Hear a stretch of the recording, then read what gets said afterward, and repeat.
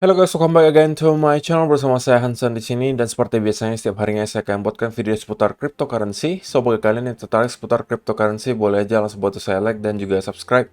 Jangan lupa juga untuk hidupkan lonceng notifikasinya supaya kalian gak ketinggalan update terbaru seputar cryptocurrency. Oke, pada hari ini guys, boleh kita akan bahas seputaran Bitcoin dan seperti biasa kita bakalan mulai dari coin market cap terlebih dahulu. Per hari ini secara global market cap crypto berada di angka 835 billion dollar atau naik sekitar 0,4%. Nah, Bitcoin sendiri di angka 16.600-an, Ethereum 1.219, BNB 273, XRP 0,39, Cardano 0,33, Dogecoin 0,08, dan Polygon Matic berada di urutan ke-10 dengan harga 0,87 dolar. So, per hari ini kita melihat market rata-rata dalam keadaan hijau walaupun kenaikannya nggak terlalu signifikan, hanya kurang lebih 0, sekian persen hingga kurang lebih 3%. Top performernya adalah XRP guys dengan kenaikan 3,19% ke 0,39 dolar. So, itu adalah outlook sementara dari beberapa top coin yang ada. Sebelum kita masuk ke data dan berita, saya pengen ucapkan terima kasih dulu untuk teman-teman yang dari tadi pagi sudah mengucapkan selamat ulang tahun untuk saya. Saya nggak bisa balas satu persatu, tapi terima kasih untuk semua yang sudah mengucapkan. Ya, semoga kalian juga diberkati Tuhan semuanya. Oke, so kita sekarang langsung masuk aja ke berita dan data hari ini. Nah, karena kita sudah di hari Minggu lagi guys, kita bakalan cek kira-kira untuk 7 hari ke depan ada event ekonomi penting apa yang perlu kita waspadai. Dan menurut saya pribadi, kemungkinan minggu depan kita bakalan melihat hari-hari yang cukup membosankan. Kenapa? Karena secara overall ketika saya screening tadi, sepertinya tidak ada event ekonomi yang mempunyai impact cukup besar. Selain mungkin nanti di tanggal 24 November, kita bakalan melihat ada FOMC minutes. Ini pun saya tidak yakin akan ada volatilitas yang ekstrim di market. Dan juga selain ini, ada mungkin 1-2 yang juga medium impact gitu ya. Yaitu adalah salah satunya mungkin initial jobless claim yang diprediksikan masih akan naik guys. Yang pada intinya, initial jobless claim ini sedikit banyak nanti akan bisa memprediksikan ke kita juga data unemployment rate berikutnya seperti apa. Dimana sebelumnya terakhir kita udah melihat unemployment rate itu udah start melemah dan meningkat sebesar 0,2%, artinya tingkat pengangguran di Amerika Serikat sudah start untuk naik. Terlebih lagi, beberapa waktu belakangan kita melihat banyak sekali perusahaan-perusahaan besar yang sudah mulai start untuk lay off karyawannya dan juga sudah stop hiring. Itu yang juga membuat saya katakan di video beberapa minggu yang lalu saya sampaikan, saya pribadi expect dalam beberapa bulan ke depan harusnya kita akan melihat unemployment rate secara eksponensial akan terus-menerus naik. Dan itu juga bisa menjadi salah satu katalis tentunya untuk The Fed berpikiran untuk start lebih dovish atau bahkan mungkin langsung melakukan pivot. Karena mereka mempunyai dua tugas yang harus dilakukan guys. Pertama, selain inflasi yang harus mereka kontrol, mereka juga harus kontrol tingkat pengangguran di sana. Labor marketnya juga mereka yang ngatur gitu. Kalau misalnya inflasi sekarang masih di angka 7%, walaupun kita melihat ada penurunan yang cukup signifikan, tapi angkanya masih cukup tinggi guys, masih di sekitaran 7%. Mereka juga nggak mau tentunya unemployment rate itu start meroket terlalu tinggi, sehingga mereka sekarang mempunyai dua tugas yang berat gitu. Pertama, inflasinya belum turun sampai ke target mereka. Sekarang mereka harus ngurus lagi unemployment rate yang meningkat luar biasa.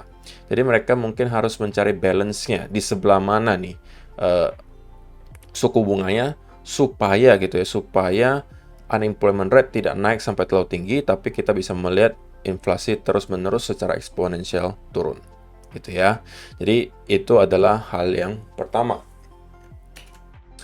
Kemudian ini juga adalah artikel-artikel yang menarik guys. Setiap kali kita masuk ke bear market, terlebih lagi kalau kita sudah berada di area bottom bear market, ketika Bitcoin sudah drop 80%, 75%, 85%, itu biasanya di semua media massa akan meliput seputaran hal ini guys, crypto's downfall.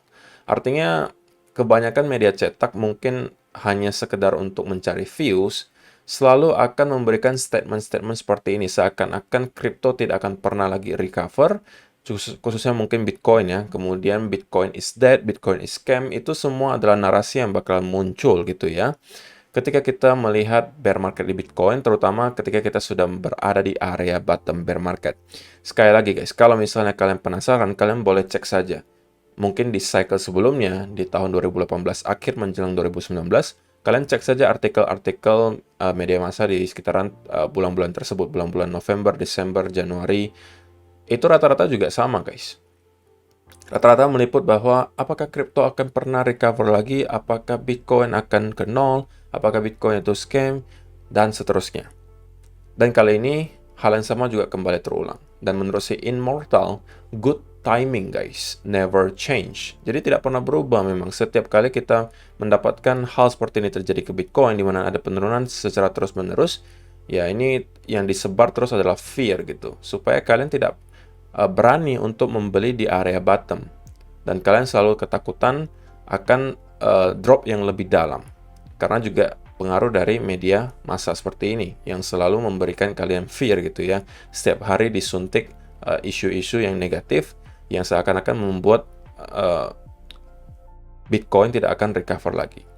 Jadi ya ini saya cuman mau kasih tahu aja gitu guys, bahwa sekali lagi kalian tidak akan pernah dikasih keadaan yang kondusif untuk bisa menyerok di bottom bear market. Kalian selalu akan dikasih narasi-narasi yang negatif yang membuat kalian untuk tekan buy aja takut gitu. Karena kalian selalu merasa ini akan jatuh lebih dalam. Tapi sekali lagi, kalau misalnya kalian selalu kemakan dengan orang yang lebih bearish dari kalian, oke, kalian tidak akan pernah membeli. Kenapa?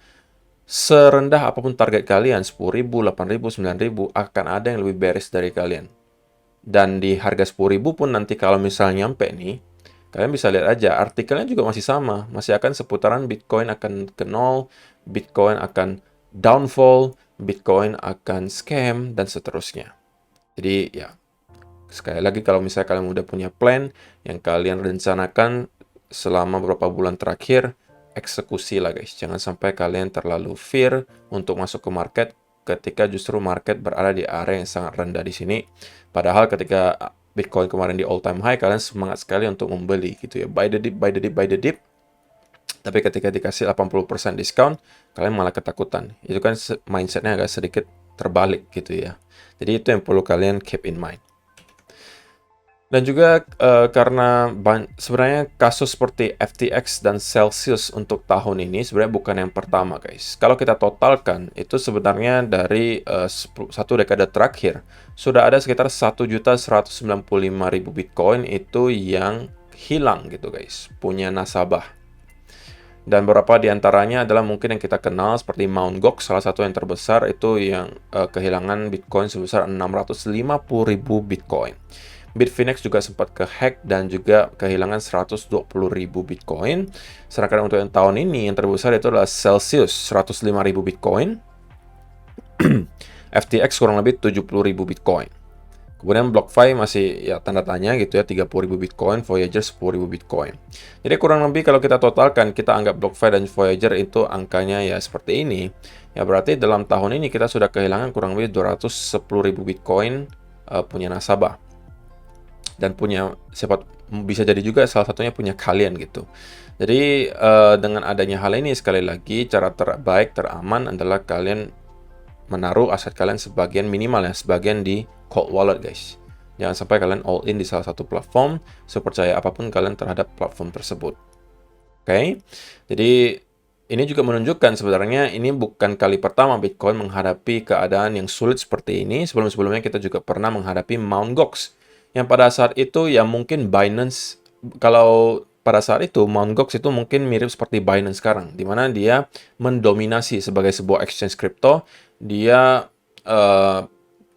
adalah market leadernya guys, sehingga pangsa pasarnya paling besar itu Mt. Gox, dan dia kehack sampai 650.000 Bitcoin.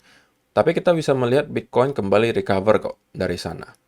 Oke, Bitfinex ini juga kehack. Dan salah satu exchange yang termasuk besar juga, 120.000 Bitcoin. Dan ini terjadi di cycle sebelumnya. Dan kita juga recover dari ini. Nah, kali ini kita juga kembali mendapatkan kasus yang mirip-mirip lah gitu ya. Kita mendapati ada beberapa kasus yang istilahnya kalau FTX ya katanya kehack gitu. Tapi nggak tahu benar apa enggak. Kemudian Celsius yang juga bankrupt, kehilangan 105.000 Bitcoin. Dan sepertinya kita akan mengulangi hal yang sama. Kalau menurut saya juga yakin bahwa ya harusnya kita bakalan bisa recover lagi dari sini. Karena ini juga bukan kali pertama Bitcoin dihadapkan dengan keadaan seperti ini. gitu ya. Jadi itu adalah juga hal yang perlu kalian ketahui. Nah, itu adalah beberapa data dan berita hari ini yang pengen saya sampaikan untuk kalian guys. Sekarang kita masuk ke chartnya Bitcoin dan saya pengen mulai langsung dari 1 hour chart. Kenapa? Karena time frame yang besar nggak worth it untuk dibahas. Kenapa nggak worth it? Karena sudah berhari-hari kita tidak bergerak sama sekali, volume itu luar biasa kecil, apalagi kalau kalian lihat di daily chart atau 4 hour chart, cenderung kita tidak bergerak sama sekali gitu ya. Jadi mungkin kita hanya bisa melihat pergerakan sedikit banyak di 1 hour chart, ini pun kita melihat cukup sideways banget di sini guys, range-nya sangat kecil, dan market yang sangat membosankan. Tapi ini adalah tipikal-tipikal market yang sudah menemukan bukan tipikal market, tipikal price action di mana Bitcoin sudah menemukan bottomnya. Ketika kita mendapatkan ada fase yang sangat amat membosankan gitu ya selama berbulan-bulan biasanya, dan kita akan kembali start untuk recover. Nah, kalau misalnya kita bahas untuk time frame kecilnya, sebenarnya tidak ada perubahan sama sekali bagi saya gitu ya, bahwa selama kita berada di pertengahan area di sini, bagi saya adalah no trading zone gitu. Mau kalian sell maupun buy, bagi saya ini nggak worth it, karena untuk sementara volume nggak ada sama sekali. Baru akan ada lagi volume menurut saya kalau kita akan break dari beberapa area key level. Mungkin yang pertama adalah di atas area 17.000. Kalau misalnya kita sampai dapat area di sini, ini mungkin akan memicu semacam volatility, oke, dan kita bisa jadi mendorong ke sekitaran 18.000. Atau dari sini kita akan kembali nge-retest ke sekitaran area di sini dan membuat kembali reversal pattern dan kita akan start untuk drop. Ini mungkin saya akan cari short setup. Kalau yang tadi saya akan cari long setup gitu ya. Atau senario yang paling saya sukai sebenarnya adalah kalau ternyata kita dari sini langsung akan drop sekali lagi mungkin untuk menuju ke area lower low terakhir, menuju ke sekitaran 14.000, 13.000, dan dari sini saya sudah akan start untuk mencari indikasi akan adanya pelemahan bearish momentum. Kemudian saya zoom in ke time frame kecil untuk mencari adanya indikasi reversal pattern dari sana, dan mungkin dari sana saya akan masuk untuk swing long gitu ya. Jadi itu adalah beberapa skenario yang masih saya tunggu sampai sekarang gitu ya, dan untuk sementara selama kita bertahan di sekitaran area di sini ya bagi saya no trade zone gitu ya. Kalau kalian nekat untuk mencari short, ya satu dari dua skenario ini mungkin bisa kalian pantau, antara kita kembali retest area di sini dan kemudian mendapatkan reversal pattern, atau kalian bisa memanfaatkan trendline yang ada di sini.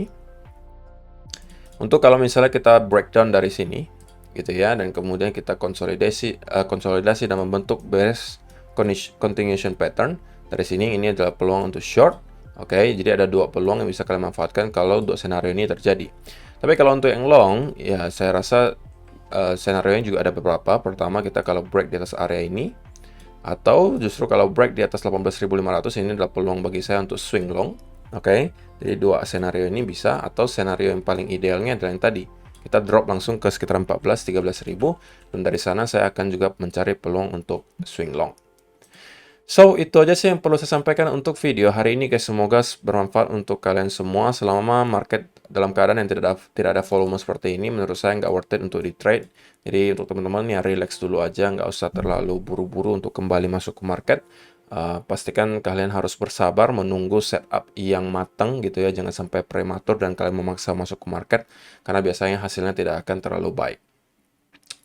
So, itu aja. Terima kasih yang sudah menonton sampai selesai. See you in the next video. Bye-bye.